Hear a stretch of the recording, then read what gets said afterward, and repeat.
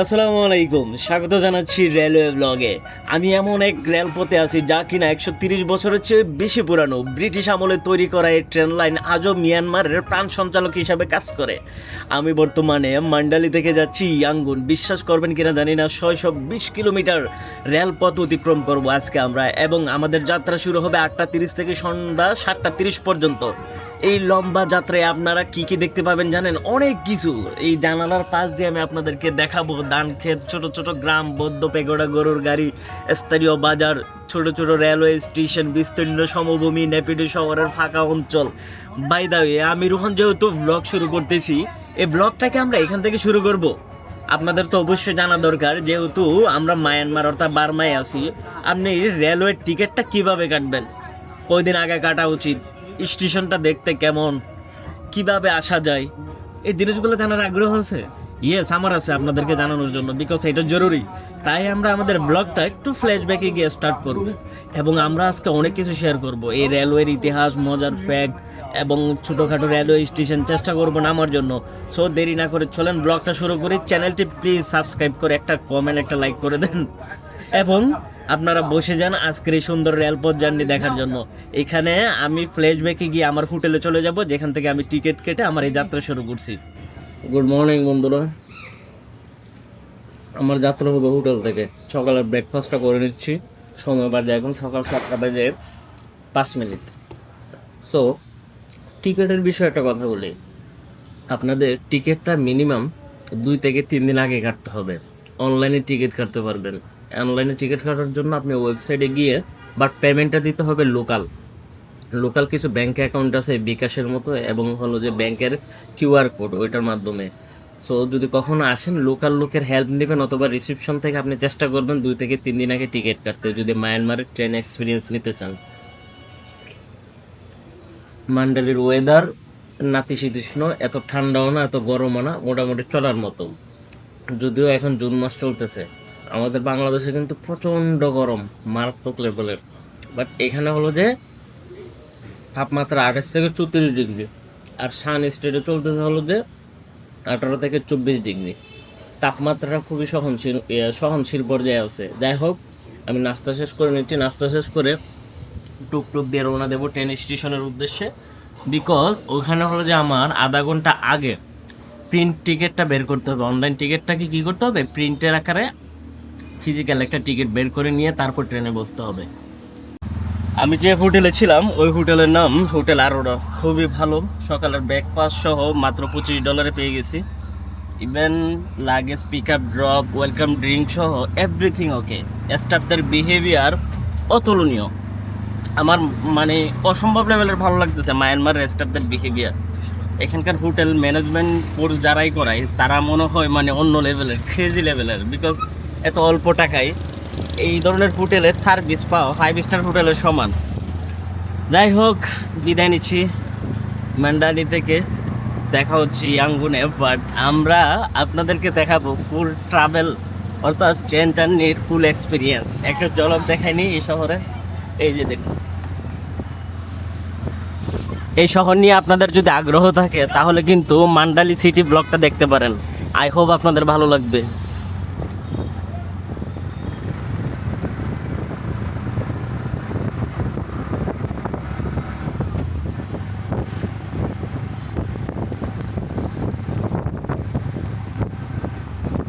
এখন চলে আসছি মায়ানমার রেলওয়ে স্টেশন। ভাই, এ তো আমাদের দেশের কমলাপুরের চেয়েও বড় দেখা যাচ্ছে। ঘটনা কি, যেখানে যায় আমার দেশের কথা মনে পড়ে। সিরিয়াসলি, কত বড় বিশাল রেলওয়ে স্টেশন দেখুন। ও মাই গড। বাট অনেক পুরানো বিল্ডিং দেখা যাচ্ছে, অনেক সেনাবাহিনী, ভিতরে ভিডিও করা যাবে না মনে হয়। তারপরে দেখি যতটুকু করতে পারি। Please keep, I give you money. আমি আমার হোটেল থেকে এখানে আসছি প্রায় 2 কিলোমিটার দূরে। ভাড়া নিচ্ছে হলো যে 12,000 কায়াত।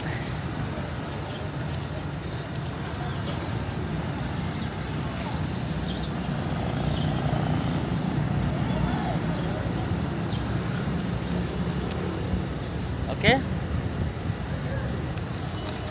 আমরা ভিতরে যাই। ভিতরে গিয়ে টিকিটটা প্রিন্ট করতে হবে। Bye bye.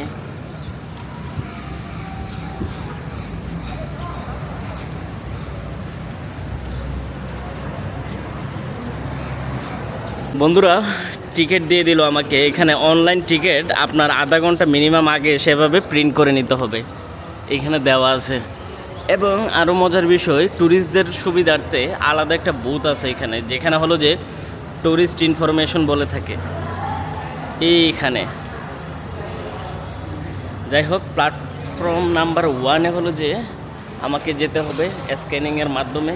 এখানে হলো যে ফুল বিমানবন্দরের মতো সিকিউরিটি সিস্টেম, এটা ভালো, কিন্তু আমাদের দেশে কিন্তু নাই। এই সিকিউরিটি সিস্টেমটা রাখা উচিত। একটা বড় সহিংসতা ঘটলে তারপর কিন্তু সরকারের টনক নড়বে। আই হোপ আগে ভাগে আমাদের সতর্ক হওয়া উচিত, এই সিকিউরিটি সিস্টেমটা এখানে রাখা উচিত আমাদের। হ্যালো স্যার,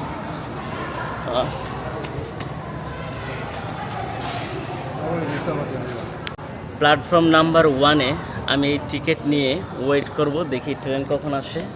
এবং আমার যাত্রা শুরু হবে সকাল 8:30-এ এবং যাত্রা শেষ হবে সন্ধ্যা 6:40, এর মানে 7টা বাজে।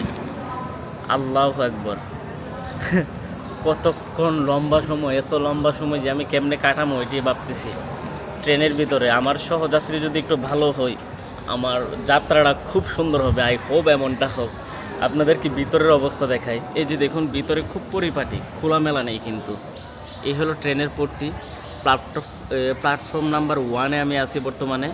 1, 2, 3, 4 এরকমভাবে এক একটা সাজানো আছে। এই দেশে জনসংখ্যা কম, যার কারণে ওরা খুব পরিপাটিভাবে রাখতে পারে। আমাদের দেশে রেলওয়ের চাহিদা প্রচুর, যা আছে তার চেয়ে 2 গুণ 3 গুণ চাহিদা। 100 জন সিটে বসলে 200 জন কিন্তু দাঁড়াই যায়, বিকজ আমাদের নিড, প্রয়োজন। এটা আমাদের জনগণ না, আমাদের সরকারের ব্যর্থতা। দরকার ছিল আমাদের রেলওয়ে খাতটাকে আরও উন্নত করার। বিকজ চায়নাতে যদি দেখেন, বুলেট ট্রেন সহ ওদের জনসংখ্যা আমাদের চেয়ে অনেক বেশি, তারা কিন্তু ঠিকই সব কিছু গুছাই নিছে। তো আমরাও পারতাম। আমাদের এটা পারার জন্য কী দরকার ছিল জানেন? সৎ সাহস এবং হলো যে সৎ ইচ্ছা। এই দুইটা জিনিস থাকলে আমাদের রেলওয়ে খাত অনেক উন্নত হইতো। সামান্য রেলওয়ে স্টেশন ঢুকলে বিড়িখুরদের যন্ত্রণায় টিকা জানা, এবং প্রস্রাব করতে গেলে 10 টাকা 20 টাকা দেওয়া লাগে। সিকিউরিটি সিস্টেম খুবই বাজে। আমার মনে হয় বিমানবন্দরের মতো সিকিউরিটি সিস্টেমটা খুব দ্রুত আনা উচিত, না হলে যে কোনো সময় একটা দুর্ঘটনা ঘটতে পারে। আমি উন্নত দেশেও দেখছি যে সিকিউরিটি সিস্টেম অনেক কররা, বিশেষ করে রেলওয়েতে। ট্রেন আসলে কথা হচ্ছে।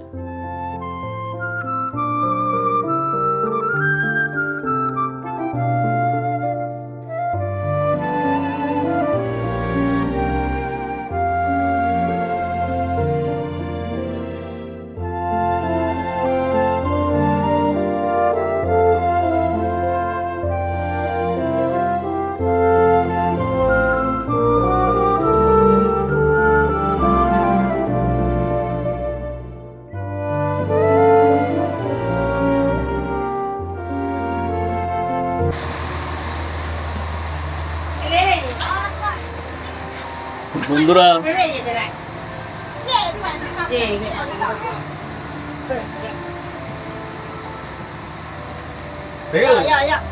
ওখানে হয় কিভাবে?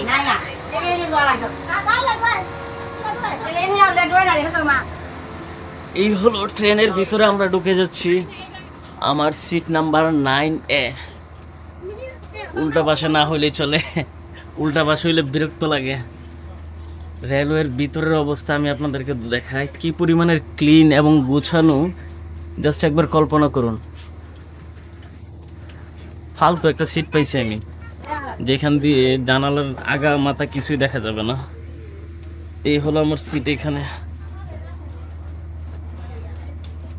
ট্রেনের ভিতর তো বসে গেলাম, তবে একটা জিনিস কি জানেন, এখানকার ট্রেনে মালামাল রাখার জন্য এই জায়গাটা মাত্র হলো যে 10 ইঞ্চি আছে, একটা ব্যাগ পর্যন্ত আটে না। এই জিনিসটা তো খুব বাজে জিনিস। ট্রেন তো মাশাআল্লাহ ভালো। একটু হাইটা ভিতরে বাইরে দেখি, আমরা আপনাদেরকে দেখাই, পরে হয়তো দেখাতে পারবো কিনা জানি না। এই হলো অবস্থা ট্রেনের ভিতরে।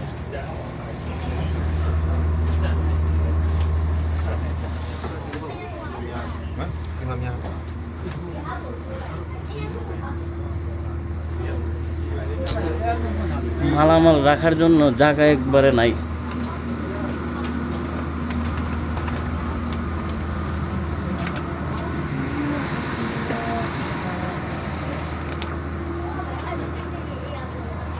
ট্রেন ছাড়ক, আমরা টাইমিং এবং পরিষ্কার পরিচ্ছন্নতার দিক দিয়ে কথা বলবো। টাইমিংটা যখন আসবে তখন, বাট পরিষ্কার পরিচ্ছন্ন তো যদি বলি একের, যেটা বলতেই হয়। তবে অভিযোগ যদি করি সেটা হলো যে লাগেজ রাখার জন্য সিস্টেম একবারে ফালতু, যেটা একবারে নগণ্য স্টাইলে, ডেমো ট্রেনের মতো মনে হচ্ছে। এটা মাত্র হলো যে 8 থেকে 10টা বগি নিয়ে ছাড়বে ট্রেনটা। এই ট্রেনটা পৌঁছাবে 6:40-এ। সময় বাজে কেটে দেখি এখন। ট্রেনের দরজা এতক্ষণ পর্যন্ত বন্ধ ছিল। 8:10-এ ট্রেনের দরজা ওপেন করছে, 20 মিনিট আগে, মানে মানুষজন ভিতরে ঢোকার জন্য।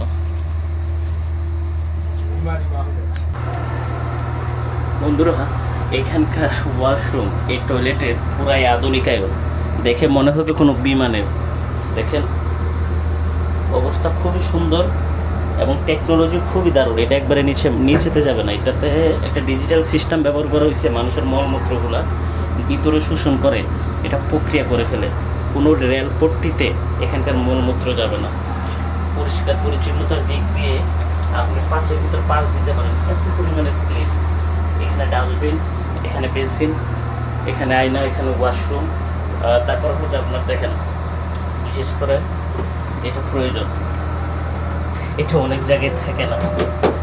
যেটা স্প্রেও বলতে পারেন, কেউ ফ্লাশও বলতে পারেন, যেটা ইউজ করে আমরা সাধারণত মুসলমানরা বলতে অনেক দেশে ইউজ করে না, দেখছি দুবাই সৌদিতে। বাট বেশিরভাগ ইউজ করা বলতে আমাদের এশিয়ান লোকজন টিস্যুর পাশাপাশি আমরা পানি ইউজ করি, যাতে দেখতে সুন্দর হয় মতো। তো ওয়াশরুমের দিক দিয়ে আমরা কিন্তু রেটিং 5-এর ভিতর 5-ই দিতে পারি। পরিষ্কার পরিচ্ছন্নতা, এভরিথিং। আপনি বসে কমফোর্টভাবে ধরার জন্য রেলওয়েতে আধুনিক সিস্টেম কিন্তু আমরা খুব দারুণভাবে ইমপ্লিমেন্ট করছি। বন্ধুরা, টাইমিং যদি বলি দেখেন 8:30, ট্রেনও 8:30-এ ছেড়ে দিছে। এত পারফেক্ট টাইম আমি বিমানের ক্ষেত্রেও দেখি নাই। বুলেট ট্রেনের ক্ষেত্রে হয়তো আমি দেখছিলাম চায়নাতে, তাও 1 মিনিট 2 মিনিট একটু এদিক সেদিক হয়, কিন্তু মায়ানমারের মতো একটা দেশে টাইমিংয়ের দিক দিয়ে এত পাংচুয়াল এই রেলওয়ে, আমি তো অবাক। এছাড়া বেশি অবাক হচ্ছে কি জানেন, প্রায় 130 বছরের চেয়েও কিন্তু অধিক পুরানো এই রেল লাইন, যার দূরত্ব আমরা পার করতে যাচ্ছি 630 কিলোমিটার ট্রেন জার্নি। 8:30-এ শুরু হয়ে সন্ধ্যা 7:30টায় আমরা গিয়ে ল্যান্ড করবো। ল্যান্ড বলতে আমরা গিয়ে পৌঁছাবো আর কি। অল টাইম বিমানে উঠি তো, যার কারণে মুখ দিয়ে ল্যান্ডের শব্দ বের হচ্ছে। এখন টাইমিংয়ের কথা যেহেতু বলতেছি আপনাদের, টাইমিংয়ের দিক দিয়ে খুবই পাংচুয়াল। আমরা এখন যে ট্রেনে করে চড়তেছি, এটা হলো যে আপনার খুবই আধুনিক ট্রেন। সম্ভবত জাপান থেকে এই কুজুগুলো আনছে ওরা। এবং ওখানে পুরনো যে ট্রেনগুলো, এগুলোতে চড়ার খুব ইচ্ছা ছিল আমার, লোকাল যাত্রা করার। কিন্তু একটা সময় ট্যুরিস্টদেরকে এখানে হলো যে বিদ্রোহ গোষ্ঠীরা নিয়ে মেরে ফেলছিল, যার কারণে ট্যুরিস্টদেরকে অ্যালাউ করানো এইসব ট্রেনে। এই ট্রেনে অনেক ধরনের সিকিউরিটি, পুলিশ, সেনাবাহিনী সহ বিভিন্ন ধরনের কি বলে না যে দেহরক্ষী এখানে দিয়ে রাখছে এই ট্রেনটাতে, যাতে যাত্রীদের কোনো অসুবিধা না হয় মতো। ইনশাল্লাহ কোনো একদিন আবার আসবো মায়ানমারে, যদি সব ঠিকঠাক হয় তাহলে আপনাদেরকে এই লোকাল ট্রেনের অভিজ্ঞতা শেয়ার করবো আপনাদের সাথে। বিকজ আমার খুব ভালো লাগে লোকালদের সাথে মিশে লোকাল যানবাহনে চড়া। এবং রেল স্টেশনটা দেখতে কিছুটা আমাদের দেশের মতোই মনে হচ্ছে। ব্রডগেজ না, এখানে হলো যে 2টা লাইনের। উত্তরবঙ্গে যেরকম 3টা লাইন থাকে, এরকম না। ঢাকা, সিলেট, চট্টগ্রামের যে রুটগুলো সিমিলার। রেল লাইনের পাশে দেখেন ছোট ছোট ঘরবাড়ি। কালচার আমাদের দেশ থেকে তো এত আহামরি দূর না। কালচারাল দিক দিয়ে যদি নাও মিলে, কিন্তু ভৌগোলিক দিক দিয়ে এবং ঘরবাড়ি বাকি সব কিছু মিলে যায়। রেল লাইনের পাশে বসে আছে ওরা, রোদ পোহাবে বলে। ট্রেনের গতি এখনো উঠাই নাই। মান্ডালি চলে যাচ্ছি। এক একটা শহর যখন ছাড়ি না, ভিতরে একটা ফিলিং হয়, কেন জানি মনে হয় একবারে ছেড়ে চলে যাচ্ছি। আমি খুব ইমোশনাল পারসন। আমি একদিন হোক, 1 ঘন্টা হোক, 1 মিনিটও যদি কোনো জায়গায় কাটাই, আমি একটু অ্যাটাচ হয়ে যাই। কেন জানি ভিতরে একটা অনুভূতি কাজ করে ওই শহরের জন্য, ওই লোকের জন্য, ওই স্থানের জন্য। আমার খুব মায়া লাগতেছে এই মান্ডালি ছেড়ে যেতে। বাট সময়ের সাথে অনেক জায়গা স্থান পরিবর্তন করতে হবে, এটাই প্রকৃতির নিয়ম। বাই বাই মান্ডালি। দেখতেছেন বন্ধুরা, জানালার বাইরে দিয়ে একটা গ্রাম অথচ চলে গেল একটু আগে। গ্রামের নাম তো জানি না, জানার দরকারও নেই। পৃথিবীর সবচেয়ে সুন্দর জিনিসগুলোর নাম কিন্তু অনেক সময় অজানাই থাকে। একটা ছোট্ট বাঁশের ঘর দেখা যাচ্ছে, সামনে দুটা মুরগি, একজন বৃদ্ধা রুমে বসে কি যেন শুকাচ্ছে। দূর দেখে দেখে মনে হলো মরিচ, কাছে গেলে হয়তো অন্য কিছু বের হতো। জীবনে মজার ব্যাপার হলো দূর থেকে আমরা সব কিছু একটু ভুল দেখি। আমি ট্রেনে বসে আছি আর ওই বৃদ্ধা উঠানে বসে আছে, আমরা দুজনে কিন্তু একই ছাদের নিচে, এক আকাশের নিচে। মিয়ানমারের গ্রামগুলো দেখতে আমার বাংলাদেশের কিশোরগঞ্জের জেলার কথা মনে পড়লো। কিশোরগঞ্জের কোনো গ্রামে যদি আপনাকে নামাই দেওয়া হয় আর এখানে নামাই দেওয়া হয়, প্রথমে দেখে আপনি পার্থক্য খুঁজে পাবেন না। ধানের ক্ষেত আছে, গরু আছে, খালের পানি আছে, মানুষের হাসি আছে। পৃথিবীর সব গ্রামের ভাষা আলাদা, কিন্তু অনুভূতি একই থাকে। দেখুন, জাস্ট লক্ষ্য করুন, ওই দিকে দেখা যাচ্ছে।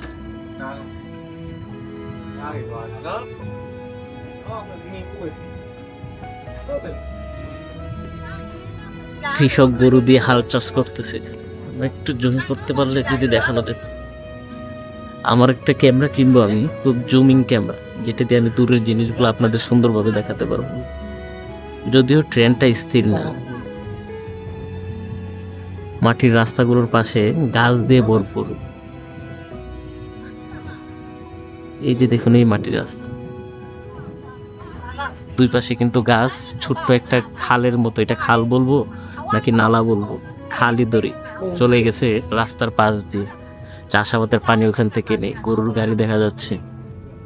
কৃষকেরা মাঠে কাজ করতেছে। এখানে আধুনিকতার ছোঁয়া তেমন পড়ে নাই। সাদা বক আমার কেন জানে এক একটা জিনিস চোখের সামনে ফ্রেম হয়ে দাঁড়ায় আছে। বাহ বাহ, বাঁশের বেড়ার ঘর এখানে।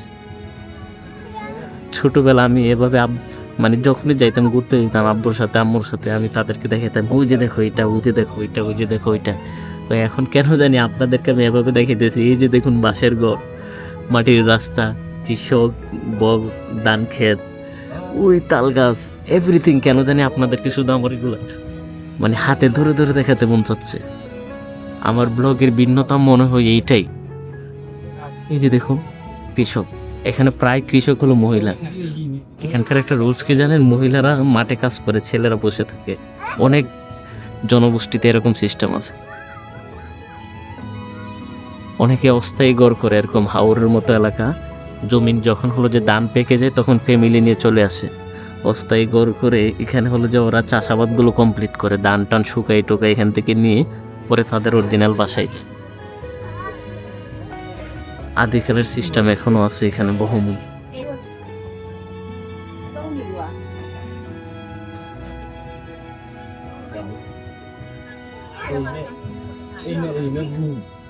প্রচুর পরিমাণের গরু পাওয়া যায়।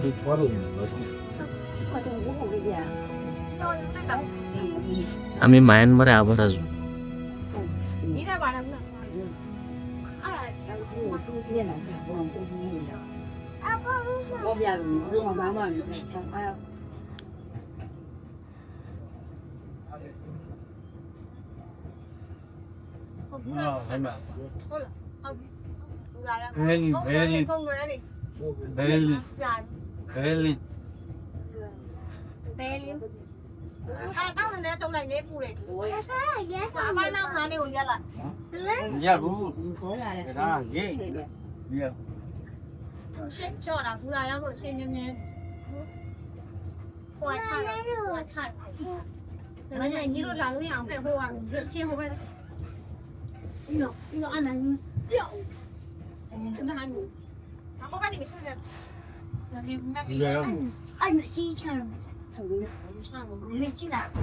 আপনারা জেনে অবাক হবেন যে মায়ানমার এবং মান্ডালির যে রেলপথ, এটাকে কিন্তু মায়ানমারের মেরুদণ্ড বলা হয়। এবং এটা দ্বিতীয় বিশ্বযুদ্ধের সময় প্রচুর ক্ষয়ক্ষতি হয়, যেটা কিনা আবার পুনরায় নির্মাণ করে। জাপানের সহযোগিতায় এই রুটে কিন্তু আধুনিকায়নের কাজ চলতেছে এবং নতুন ডেমো ট্রেন চলে আসছে, যে ডেমো ট্রেন দিয়ে এখন আমরা যাত্রা করতে যাচ্ছি। বিশ্বাস করা যায় 137 বছরের পুরানো ইতিহাস জড়াই আছে এই রেলওয়ে স্টেশনে, অর্থাৎ এই রেল লাইনে, যেটা ব্রিটিশরা তৈরি করে যায় এই ব্রিটিশরা যখন তৈরি করে সাল তখন ছিল কত জানেন? আমি আপনাদেরকে এ টু জেড একটু ডিটেল বলি যাতে আপনাদের জানতে একটু সুবিধা হয় এবং ব্লগটা দেখতে একটু মজা লাগে।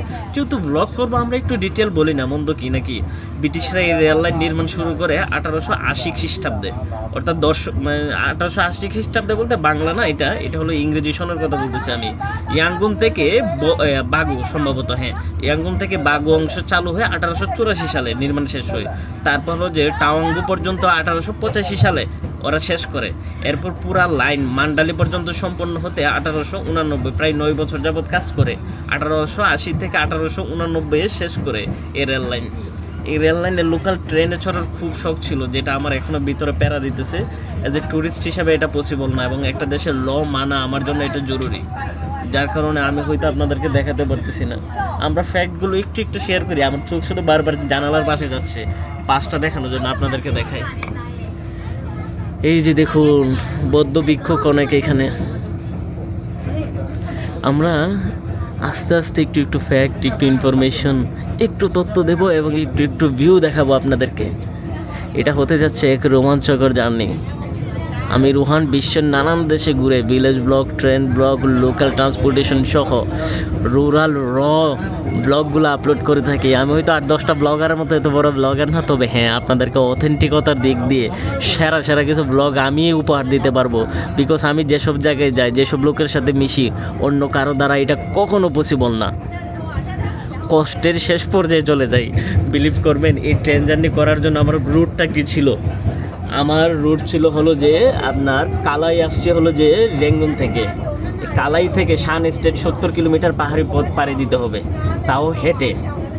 ভাবেন যে পাহাড়ি পথ যেখানে সাপ, বিচ্ছু, জঙ্গল সব অতিক্রম করে টানা 3 দিন হেঁটে আমি কোথায় আসি জানেন? শান স্টেট। দেন শান স্টেটের একটা ভিলেজ ব্লগ করতে, ওইটা কমপ্লিট করি। ওইটা কমপ্লিট করে ওখান থেকে আমি রওনা দিই কোথায়? ওখান থেকে রওনা দিয়ে আমি হলো যে মান্ডালি। ভোর 7টা বাজে রওনা দিয়ে কালকে সন্ধ্যা 5টার দিকে এসে পৌঁছেছি। এরপরে আজকে আবার সকাল 7টা বাজে রওনা দিয়েছি হোটেল থেকে। মানে যাত্রাটা কিন্তু ভয়ঙ্কর ছিল। ছোট ছোট ব্লগ কিন্তু আপনারা দেখেন, কিন্তু এর পিছনে আমার কিন্তু প্রচুর পরিমাণের স্ট্রাগল আছে। তাই দেবে কীভাবে ভিসা করবেন, কীভাবে আসবেন, এসব জিনিস নিয়ে যদি আগ্রহ থাকে তাহলে আমাদের পেজ এবং ইউটিউব চ্যানেল এবং টিকটক অ্যাকাউন্টটি ফলো করে ইনস্টাগ্রামের সাথে থাকুন। আমরা কিন্তু আপনাদেরকে একটা দেশ সম্পর্কে শুধু যে রুরাল এরিয়া দেখাবো তা না, এই দেশে কীভাবে আসবেন, কীভাবে থাকবেন, হালাল খাবার দাবার, এভরিথিং কিন্তু আমরা শেয়ার করি সর্বশেষে, যেটা একটা প্লে লিস্ট পেয়ে যাবেন আপনি ইনফরমেটিভ ব্লগের। আমরা এটা খুব সুন আপলোড করবো।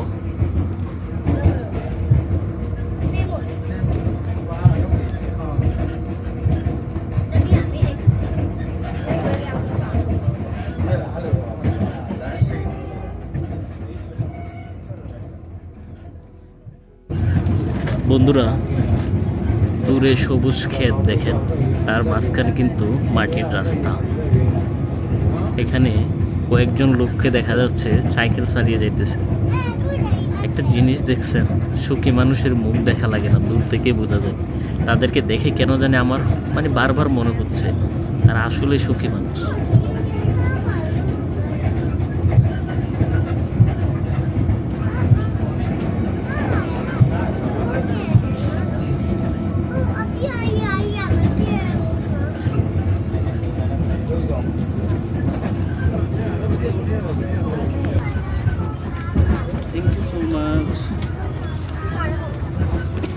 এই হলো যে খাবার দাবার চলে আসছে।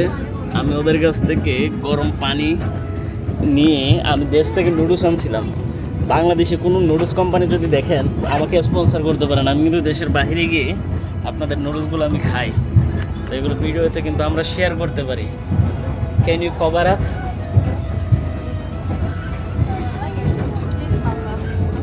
ওকে শিওর। ওদের ফেস দেখাতে মানা করতেছে, গভর্নমেন্টের প্রবলেম হবে, যার কারণে আমি ওদের আর ভিডিও নাই করি। এখন হলো যে কফি নিয়ে নিলাম, নুডলস নিয়ে নিলাম, নিয়ে এখন হলো যে খাবার খাবো। আমি লাঞ্চটা সারবো, সময় বাজে এখন দুপুর 1টা। খাবার এখানে আমার পছন্দ মতো খাবার নেই, ফ্রাইড রাইস নেই, জাস্ট ট্রেনে যেসব খাবার থাকে রেগুলার ইউজুয়ালি এগুলোই খাবার পাওয়া যাচ্ছে এখানে। খাবার দাবারের সেগমেন্টে আমি আর কি দেখাবো, রেটিং যদি দিই আমরা 5-এর ভিতরে 2ও দিতে পারি না, বিকজ আমার পছন্দের খাবার নেই।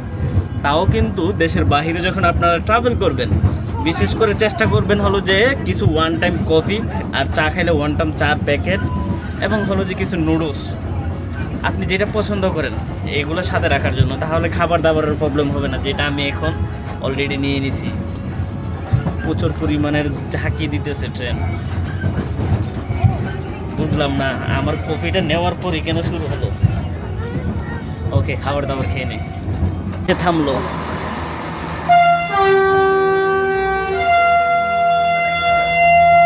কি একটা অবস্থা, মাত্র নামতে নিয়েছিলাম, 2 মিনিটও মানে ওয়েট করে নাই, ট্রেন ছেড়ে দিতেছে সিগন্যাল দিয়ে। ওরা সবাই হাসতেছে, মানে আমরা জাস্ট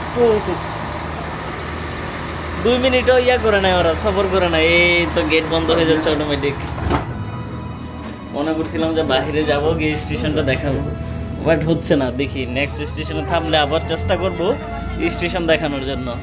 মানে জাস্ট এটা থামছে, বিলিভ করেন আর না করেন, জাস্ট 2 মিনিট কি 1 মিনিটও হয় নাই, আবার ছেড়ে দিছে। আর মানে এই স্টেশনে যাত্রী ছিল না, যার কারণে জাস্ট হলো যে নামের থামা, পরে আবার শুরু হয়ে গেছে যাত্রা।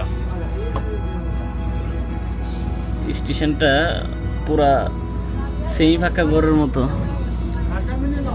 এটা কি কৃষ্ণছড়া ফুল নাকি বুঝতেছি না তো, খুব সুন্দর লাগতেছে। ইংলিশে একটু নাম টাম থাকতো, পরে শোনাইতাম কোন স্টেশনে আসছি। তাজি, হ্যাঁ তাজি স্টেশন। ব্রিটিশ আমলের গড় দেখা যাচ্ছে।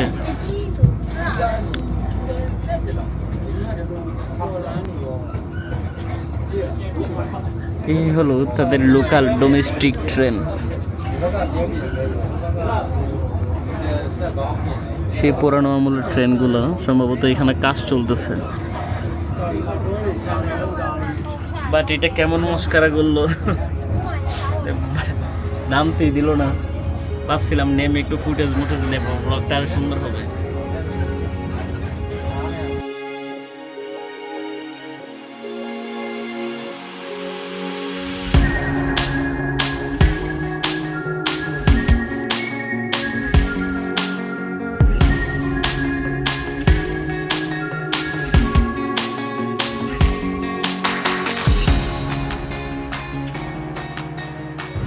একটা জিনিস আমার কাছে অবাক লাগতেছে, খাবারের একটা ক্যান্টিন নেই।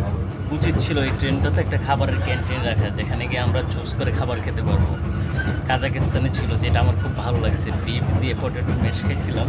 হঠাৎ করে মনে পড়ে গেল, বাই দ্য ওয়ে আপনারা যদি ট্রেন জার্নি ভালোবাসেন, কাজাকিস্তানের ট্রেন জার্নি ভিডিওটা দেখতে পারেন, আমার ইউটিউব চ্যানেলে আপলোড আছে। আরও সুন্দর লাগছিল উজবেকিস্তানের, ওয়াও ছিল এখানে। আপনারা কি পছন্দ করেন তাহলে প্লিজ ভিজিট করে ওই 2টা ভিডিওগুলো দেখবেন, আপনাদের আশা করি ভালো লাগবে, হতাশ হবেন না। বা তখন কী সময় ছিল, ওরা ট্রেন ভর্তি ছিল, কাজাক মেয়েরা খুবই হেল্পফুল। যাত্রাটা আমাদের মনে হয় 24 ঘন্টা না কত ঘন্টা যাত্রা ছিল, পুরা রাইড স্লিপার ট্রেনে। মানে অন্যরকম অনুভূতি, ল্যান্ডস্কেপ ভিউ ছিল, পাহাড়কে পাহাড়, সামনে মরুভূমি ছিল, দেন সবুজ তারণ্যভূমিও ছিল, এভরিথিং। মানে এত সুন্দর সোভিয়েত ইউনিয়নের ট্রেন জার্নিগুলো, যেটা বলার বাহিরে, খুব মিস করতেছি আমি। আমি আবার যাবো, গিয়ে আবার ট্রেন জার্নিটা করবো, ক্লাসটা কমপ্লিট করে ফেলি। এই হলো আমার খাবার। কোন কোম্পানির নুডলস দেখাবো না, আপনারা কেউ যদি দেখে থাকেন যে কোনো কোম্পানির, প্লিজ আমাকে আপনারা ছেলে প্রমোশন করতে পারেন, আমি প্রমোট করে দেবো আপনাদেরকে। বন্ধুরা, সময় বাজে এখন 2:30। বাহিরে আকাশ মেঘলা হয়ে আসছে, মনে হয় বৃষ্টি হবে। সহযাত্রী যা ওই পাশে এক মুসলমান পরিবার ছিল, তারা চলে গেছে নেপিডুকে। আমার যাত্রা চলতেছে ইয়াঙ্গুনের উদ্দেশ্যে। খুব ভালো একটা ফিলিং হচ্ছে, বিকজ কিছুক্ষণ আগে লাঞ্চ করে একটা কফি খেয়ে কানে হেডফোন লাগিয়ে গান শুনতেছিলাম, পুরোনো বাংলার গান। এর ভিতরে হলো যে ওই দিকে দেখাই আমি আপনাদেরকে, মনে হচ্ছে বৃষ্টি হচ্ছে। বৃষ্টিতে আমরা মানে বৃষ্টির ভিতর দিয়ে আমরা যেতে পারবো, বাট যেতে মনে হয় আর 15-20 মিনিট গাড়িটা চললে এভাবে বৃষ্টি আমাদেরকে ধরে ফেলবে। সামনে যা অবস্থা বুঝতেছি, প্রচণ্ড পরিমাণের আমার খিদা লাগছিল, যার কারণে আমি লাঞ্চটা খুব আর্লি করে ফেলি। বাই দ্য ওয়ে, বৃষ্টির কথা বলতে বলতে অলরেডি দেখা যাচ্ছে বাহির বৃষ্টি হচ্ছে। আমরা একটু জুম করে দেখাই, পাহাড়ি পথ, বিস্তীর্ণ সবুজ জমিন, আর উপরে হলো যে মায়ানমারের ট্রেন জার্নি, সব কিছু মিলে এক নস্টালজিক ফিল, মানে ভিতরে অন্যরকম অনুভূতি হচ্ছে। বৃষ্টির কথা বলছিলাম না আপনাদের, এই যে দেখুন বাইরে বৃষ্টি হচ্ছে। 2 দিন আগে আমি শান স্টেটে বৃষ্টিতে ভিজছিলাম, ভালোই লাগছিল।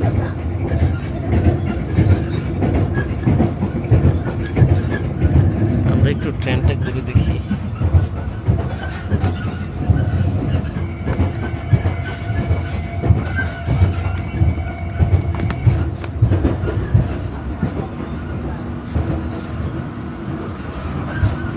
জানালাতে বৃষ্টির ফোঁটা কেন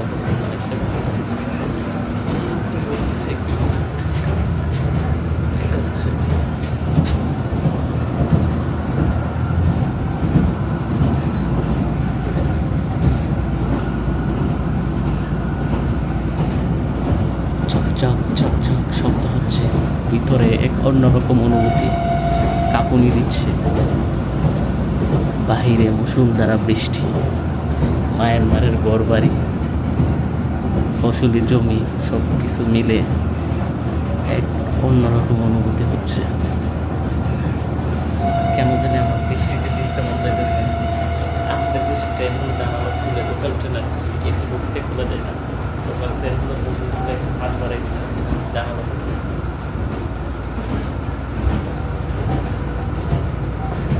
গাছের ভিতর মাথা রেখে অনুভূতি করবে।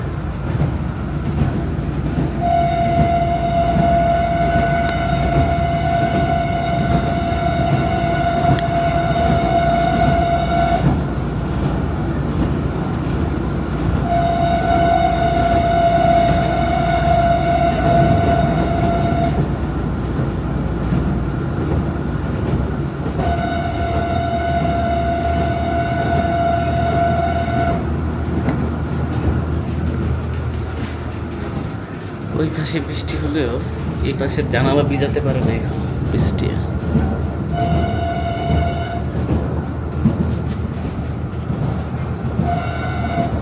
বাইকটা পাল্লা দিয়ে চালানোর চেষ্টা করতেছে ট্রেনের আগে যেতে। এখানকার রাস্তাঘাট কিন্তু খুব সুন্দর। আমাদের দেশে, এই দেশের সে বড় লুকি রাস্তাঘাট ফালতু, কোন সময় যে উন্নত হইব। আমার এই এলাকার ঘরের এক রোড রমজান মাসের আগে রোডের কাজ ধরছে, 5-6 মাস হয়ে গেছে, কাঙ্কর বিছিয়ে রেখে দিচ্ছে, ভালো রোডটারে খুদায় এখনো কমপ্লিট করে না। মাঝে মাঝে আমার মানে খুবই বিরক্ত লাগে বাংলাদেশের রোডঘাট দেখলে। সরকারের টাকা কোনখানে ব্যয় করবে এই জিনিসটা জানে না। একটা দেশের রাস্তাঘাট যত উন্নত হয়, ওই দেশের সভ্যতা, ওই দেশের ইকোনমি তত গ্রো করে। দেশে বিনা অনুমতিতে উড়া অটো রিক্সা চলে, এগুলো লাইসেন্স মাইসেন্স নাই কোনো কিছু। 2-1টা পৌরসভার লাইসেন্স আছে, রাস্তাঘাটের 13টা বাজাইতে বিদ্যুৎ খাত ধ্বংস করে ফেলতেছে। কি একটা অবস্থা। মাঝে মাঝে মন চায় অনেক কথা বলি, কিন্তু তারপরে অ্যাজ এ কন্টেন্ট ক্রিয়েটর হিসাবে এসব বিষয়ে কথা বলতে চাই না। বাহিরের বৃষ্টিগুলো বোঝা যাচ্ছে কিনা কে জানে।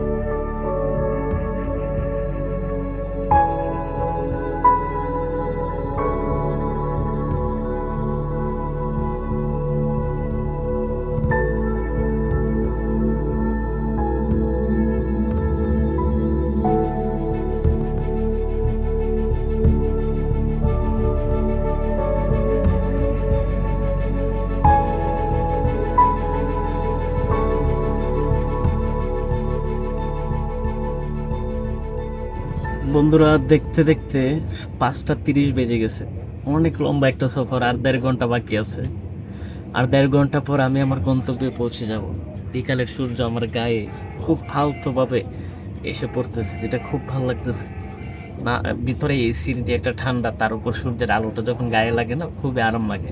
মনে হয় যেন আলতো করে মাসাজ করে দিচ্ছে। যাই হোক, আমি আপনাদেরকে একটু পিছনে দেখাই। এই যে দেখুন বাহিরের দৃশ্য, বৃষ্টি পরে পুরো ওয়েদার ক্লিন হয়ে গেছে, কোনো ডাস্ট নেই, কোনো কিছু নেই, সবুজ মাঠ, নীল আকাশ, সাদা মেঘ, সব কিছু মিলে এক অন্যরকম পরিবেশ তৈরি করে রাখছে। মাঝে মাঝে দু একটা টিনের ঘরের চাল থেকে রোদের একটা রিফ্লেক্ট চোখে এসে পড়ে।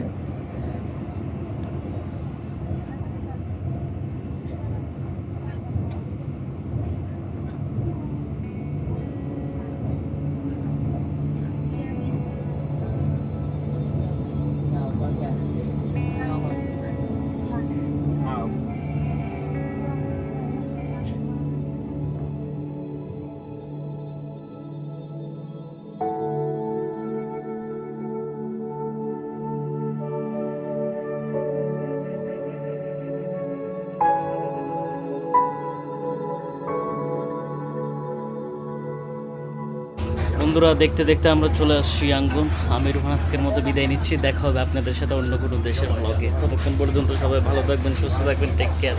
আল্লাহ হাফেজ। আমি খুবই ক্লান্ত, এখন হোটেলে গিয়ে একটা ঘুম দিতে হবে। আর আপনারা চাইলে কিন্তু আমার প্রিভিয়াস যে দেশগুলোতে গেছি, লাওস, তিমুর লেস্তে, এইসব দেশের ভিডিওগুলো দেখে আসতে পারেন। আই হোপ আপনাদের ভালো লাগবে।